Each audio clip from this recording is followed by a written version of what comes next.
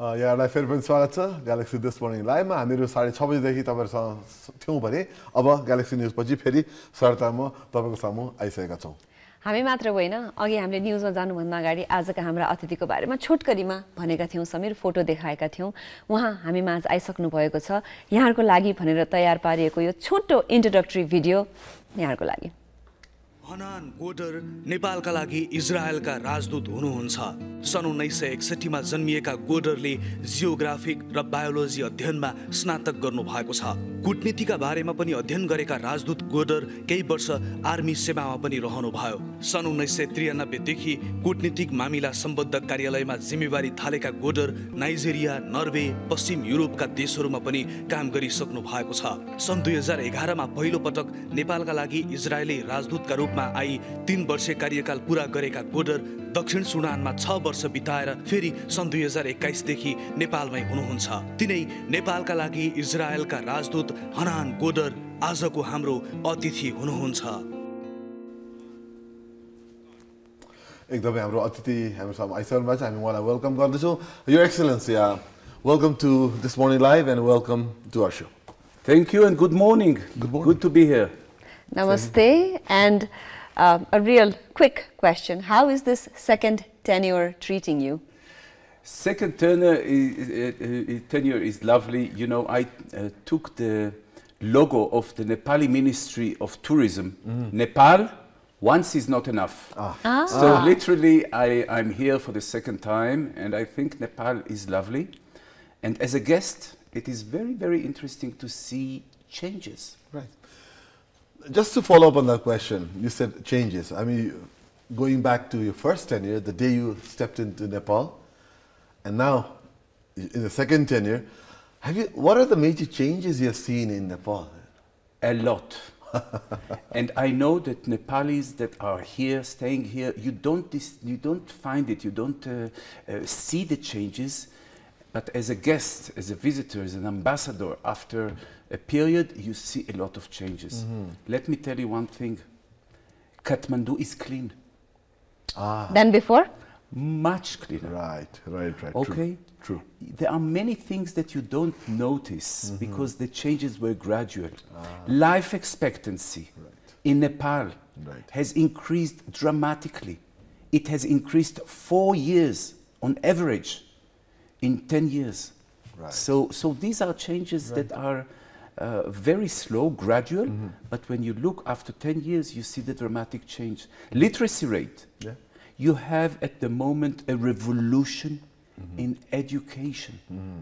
The young generation, you know, in the past, the SLC, the SEE was like an iron gate. Only 20–40% could pass it. Now, completely. Most of the young generation will have the +2. And you see more and more people go to colleges. Ladies, 50% of the people, the students in the colleges are ladies. And maybe there is even more than 50%. So these changes are happening. And once you see that after a while, it's very interesting to see the changes. Your Excellency, when we talk about Israel and Nepal, I think we recently celebrated 63rd anniversary. So congratulations to us. And if I'm not mistaken, we're one of those countries from this region that has a strong bond with Israel. In that, if you have to explain, what are the similarities that you see in these two countries and maybe what are the differences? Let me just reciprocate on the congratulation message. It was just yesterday, 1st of June, 1960, that the relations were established. And for 3 decades, Nepal was the first, but also the only country from this part of the world that has relations with the State of Israel. We will never forget our good friends. We will never forget this period. And I'm happy, we are satisfied now that other countries have joined since then. But this is an amazing history, amazing bond that exists between the countries for so many years. And I'm sure that it will continue. And also, your mountaineers have also been helping Nepal by going to Mount Everest and being tourists. Coming to Mount Everest, you had a facilitation program recently, I think it's yesterday, You've already facilitated your mountaineers on Everest. Please tell us a bit more about that. Well, you know, I'm jealous to these people that can make it.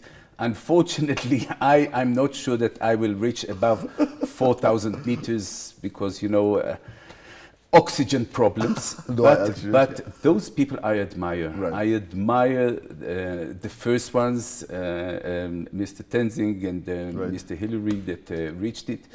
And it's now 70 years. If 70 years. Over 70. Recently. Amazing. So far, thousands have made it. Right. Not many Israelis, but if you look at the chart in the last few years, more and more it is becoming popular. It is becoming generally popular, but it is also becoming more popular amongst Israelis. It's a challenge. I can dream about it. I'm not sure that I will be able to make it. I dream one day, you know, only to start something. Right.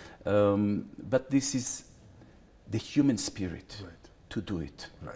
This is something that you take the adventure, you take the risk, you Right. do the effort, and you reach. And this is something that people say only reaching the summit. No, also the way. Sometimes the road to the summit is even more important than reaching. Right. So we appreciate it, and I think you have a lovely treasure. Right.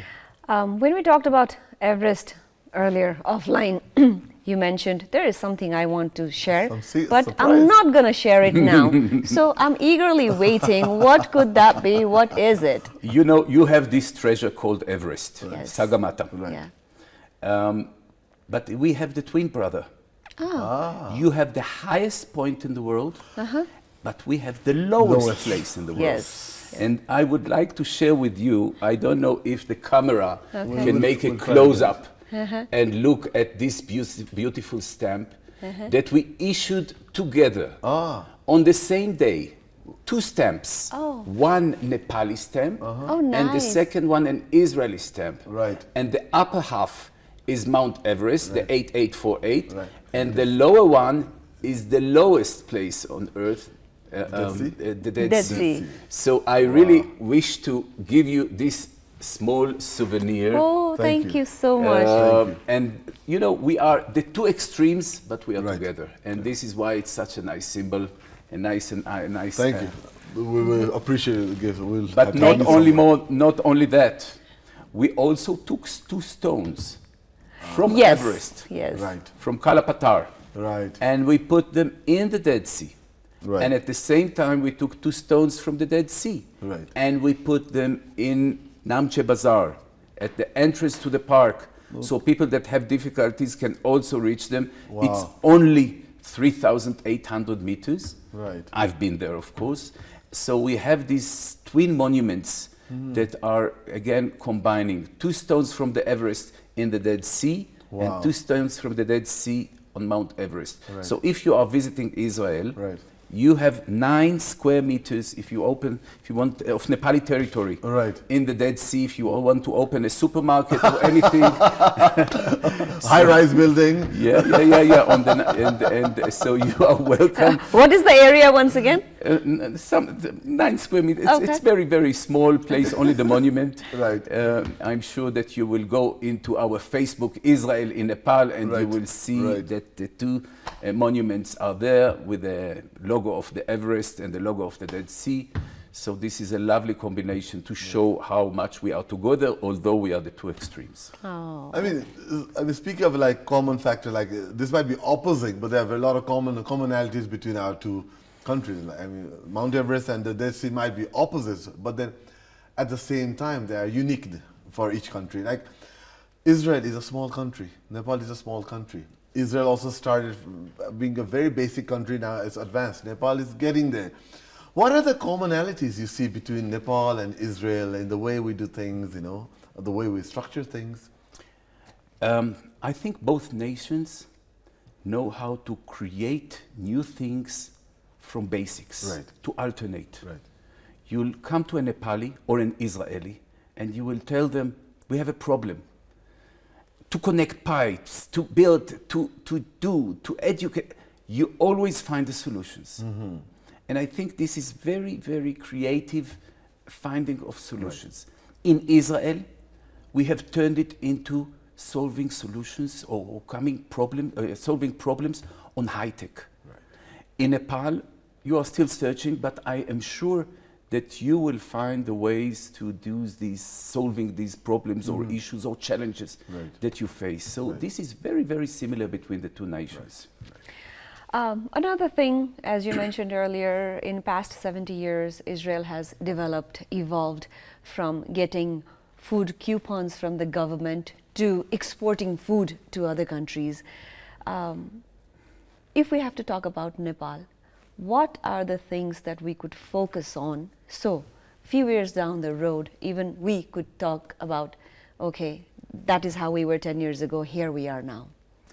I prefer to talk about Israel and to give you the example. Please. We had shortage. When you have shortage, you have to develop. You have to invest.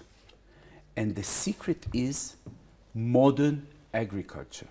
Traditional agriculture has no room in modern economies and in modern societies. Okay. If a country or a society or a rural society will keep the traditional, the neighbors are smart, bigger and powerful and will leave us behind.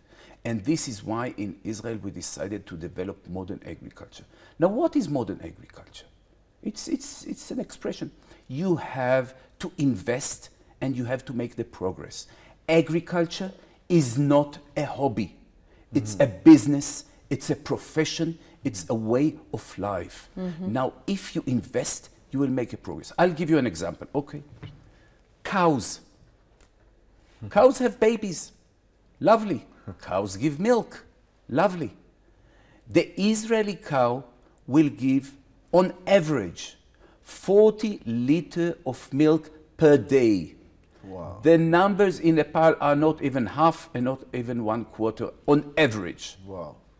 And this is the challenge that the farmers here have to approach and to increase the productivity.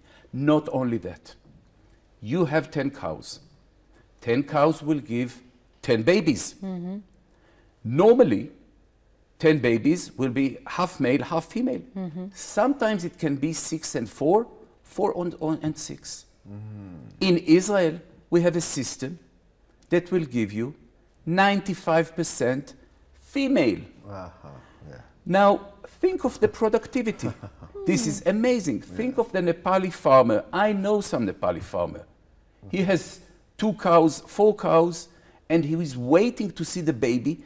If it is a male, he's disappointed. I know. Yeah. If it's a female, he has production. Right. Now, it's not only in Israel. Let me tell you a surprise. Some of the Nepalis that went to Israel have farms here in Nepal, and they bring 95% of the babies to be female. How is it made? I'm not a farmer, I'm not an expert, but I know that this is a solution. To have more female cows, it's possible. It's happening now, not in Israel, here in Nepal. And to increase the productivity. And these farms can make today double of what the milk productivity of the average Nepali farmer. So how to do it? Ask these farmers. You know, I'll be happy to bring next time the farmers, those that went to Israel, and talk to them and see. This is cows. You have the same with goats. You have the same with fish ponds. You have the same with bananas. You have the same with tomatoes. You have the same with other vegetables. Kukura, everything. all these fields of agriculture is a challenge. Right. But there is a solution, and the target should be Nepal should export food. Right. Not tomorrow, not next month, but this is the goal. You have a lovely country, you have very fertile country, you have big customers. Right. Next door, huge customers. Yes. You just have to do, and you have hardworking people. The farmers, the young generation are smart and very, very powerful. So if we can help on that, we are eagerly, you know, we will share this, our programs and the knowledge and the know-how. And those people that went to Israel on Learn and Earn come back here, and you see them all over the country with beautiful farms. This is. Your Excellency, as you mentioned, Nepal used to export food in the past, but I guess there we missed out. We did not move according to the time, and we were still using our older techniques. Maybe that's where we fell short, but we still would like to talk about this in detail. अहिलेलाई भने एउटा छोटो ब्रेकको समय भएको छ.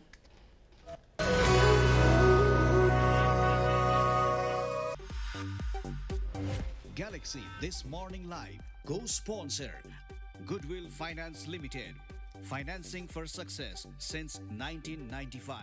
Wellness partner Tranquility Spa, balance your body, mind and spirit.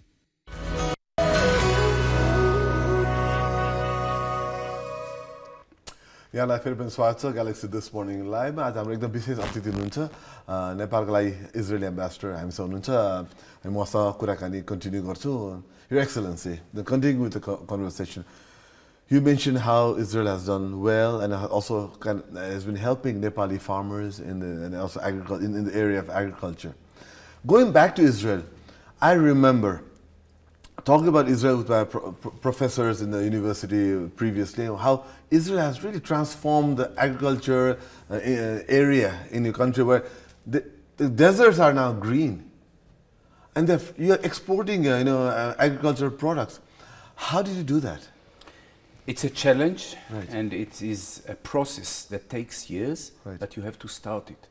And the most important thing is the concept of modern agriculture. I will give you another example of irrigation. People hear me and they say, you are Israelis, you are in the desert, Indra is not looking at you well. So here in Nepal, we are next to Indra, we don't need it. No. Irrigation, and we call it fertigation, is important to increase the productivity. What do I mean? You know how the Nepali farmers is giving the fertilizer? It's a waste. In Israel, we have the pipe, and the pipe has the holes, and we just irrigate. And the farmers get 4 times, 6 times more productivity from the same area. So this is the challenge. So people tell me, yes, but this is in Israel, we don't have the pipes here. You have the pipes here. Now Nepali industrialists that went to Israel produce these irrigation pipes here in Nepal, in Chitwan. So you can easily buy drip irrigation, increase your productivity. It doesn't cost so much, and then you pay the investment after 1 year. So of course, but farmers have to understand, you put 1 rupee, you collect 5 rupees. You will put 1 lakh, you will collect 5 lakh. Right. And they are very, very solid people, and they want to see at the end of the season how they collect the revenue. Right. But this is a challenge.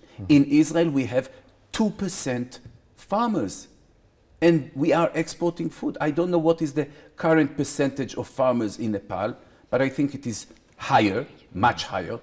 And then everybody is producing things for themselves. So the country is not producing other things. The question and the challenge is how to reduce the percentage of farmers, and at the same time to increase the productivity. Of course. And this is something for the professionals, but the concept should be understood. And by the way, if you look at Nepal, when I was here last time, it was higher than it is. The numbers, the percentage, maybe not the numbers, the percentage of farmers is going down because you need more doctors, more engineers, more nurses, more teachers. And this is what the country needs in order to make progress, in order to be modern.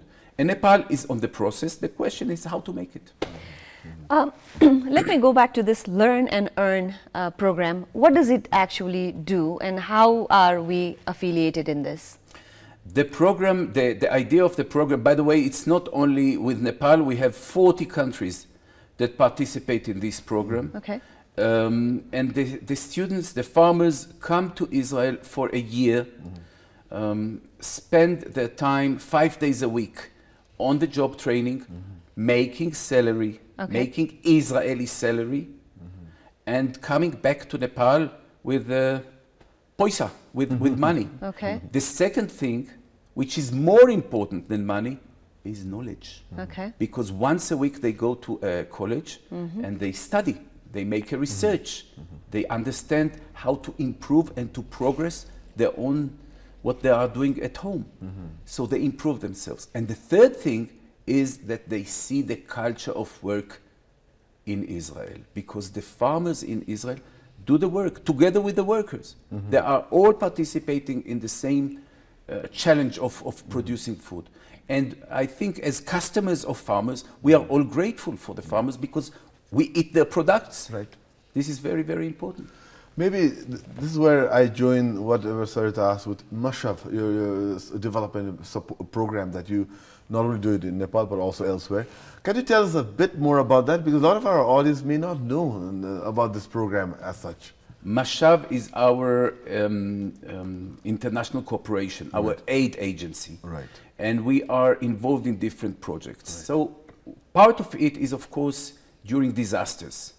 COVID, so we are sending the equipment. Earthquake, right, when we send huge 5 cargo planes with 300 doctors and medical teams to help and to open a field hospital. But this is one aspect of our Mashav. The second thing is training. We are selecting, we are taking people for workshops in Israel. Some of them are short, 2 weeks, some of them are long, a few months. But this is not a brain drain program.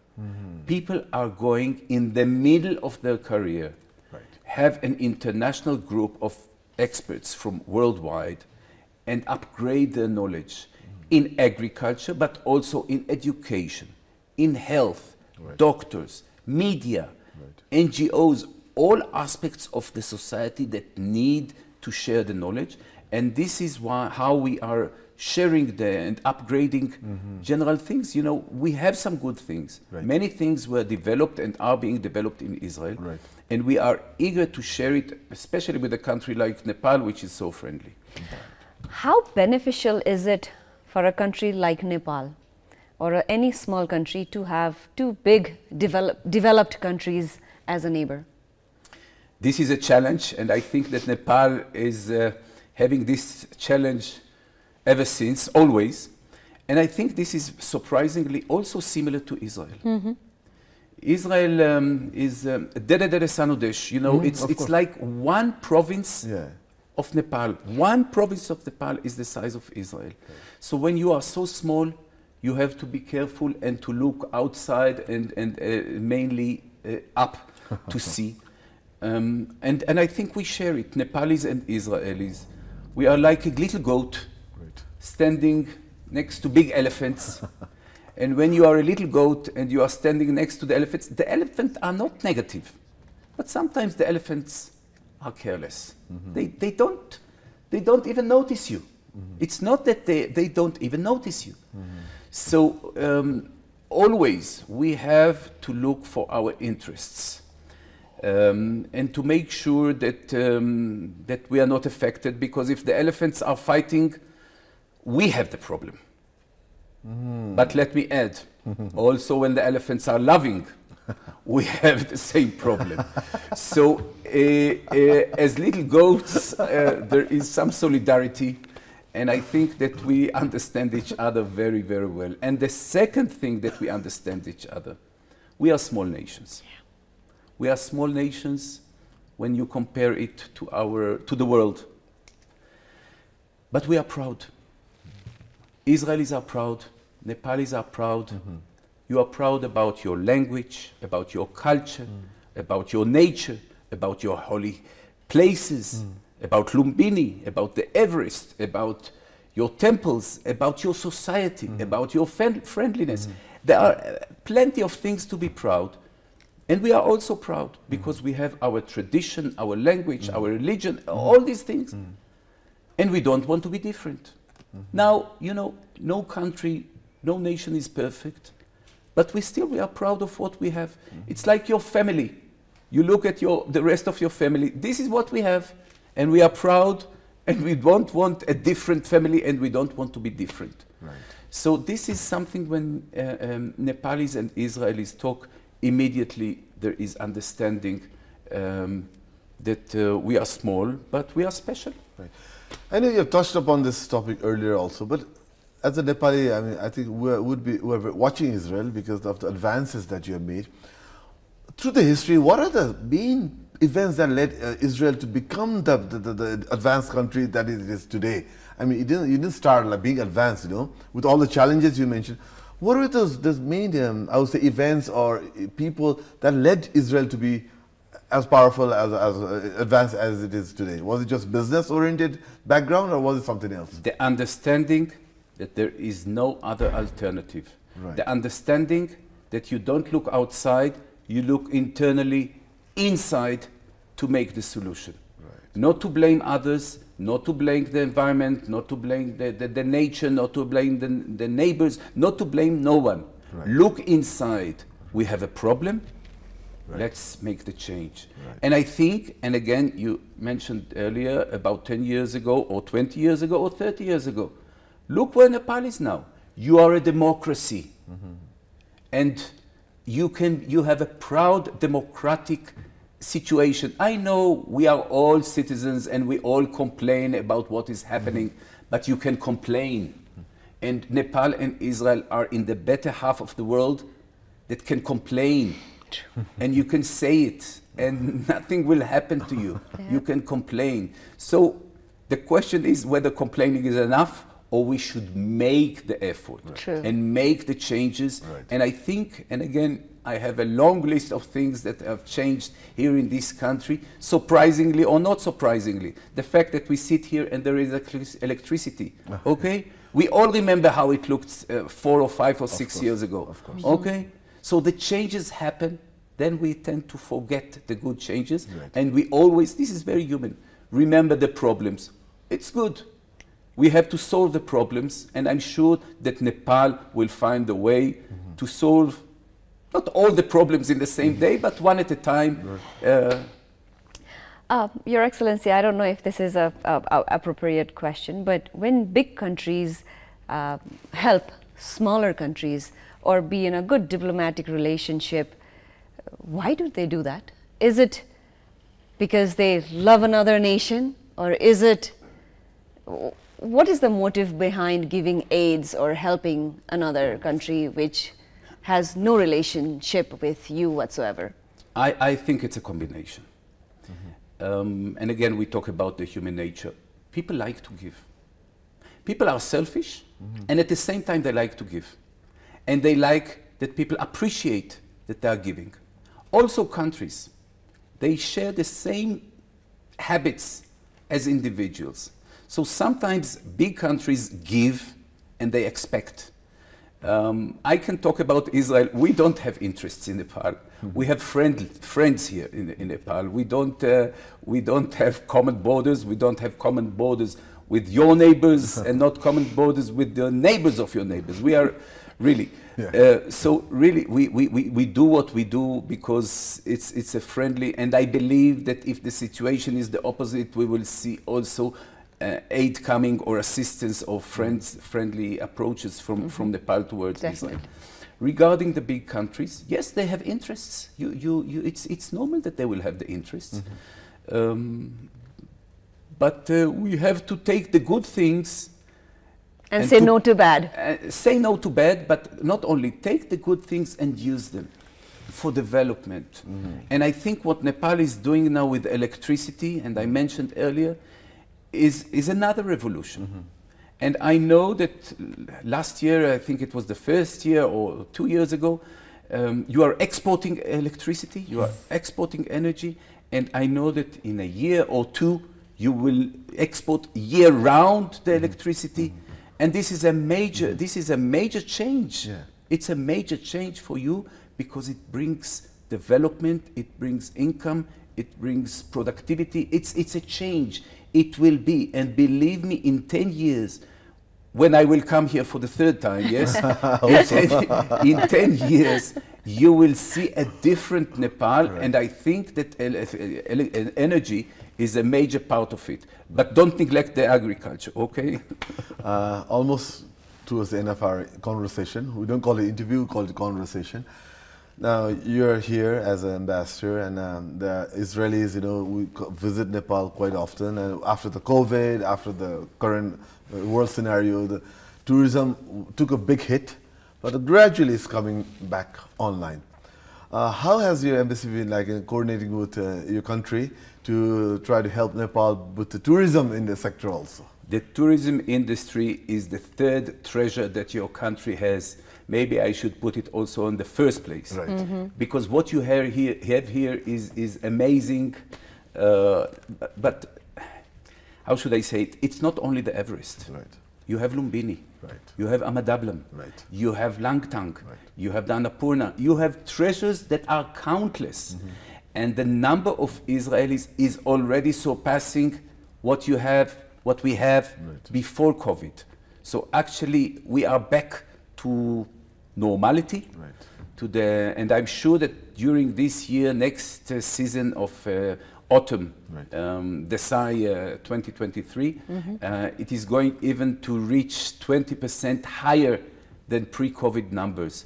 So this is a major challenge, how to expose Nepal, to open Nepal for tourism, and I wish you all the best. It's a major key for development.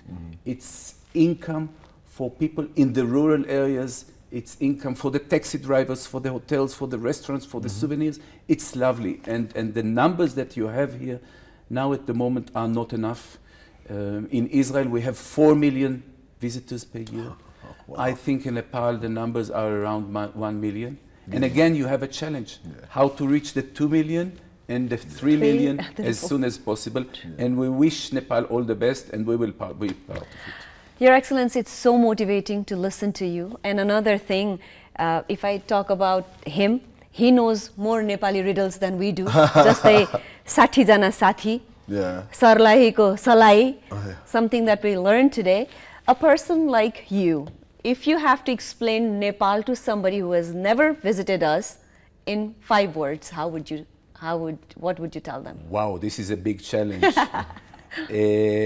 Amazing and friendly, cultural and spiritual, and an experience that will never be forgotten. Wow. Well, tactfully handled. Well done. But it was 6 words, not 5. That's fine. We'll take more. We'll take 5 more. adjectives. So. We thank you so much for your time. It says you are here, and we are very happy. Tapai aunu bhayo, hami danga paryo. A small token of love from our team to you. Thank you very much. हामीलाई पनि धेरै खुसी लाग्यो. And thank you. This is Family Magazine for you as well. And we thank you very much for your time. And for a very positive and motivating words in our program. We should be positive, and we have to face the challenge, not to run away, to face the challenges and to solve them. Definitely. हाम्रा अतिथिसँगको कुराकानी पछि अब हामीहरुको एउटा छोटो break लिन्छौं र समीर र म हाम्रो regular डेस्कमा त आउँछौं नै. ग्यालेक्सी दिस मर्निङ लाइभ हेर्दै गर्नु होला. अहिले भने एउटा छोटो ब्रेक.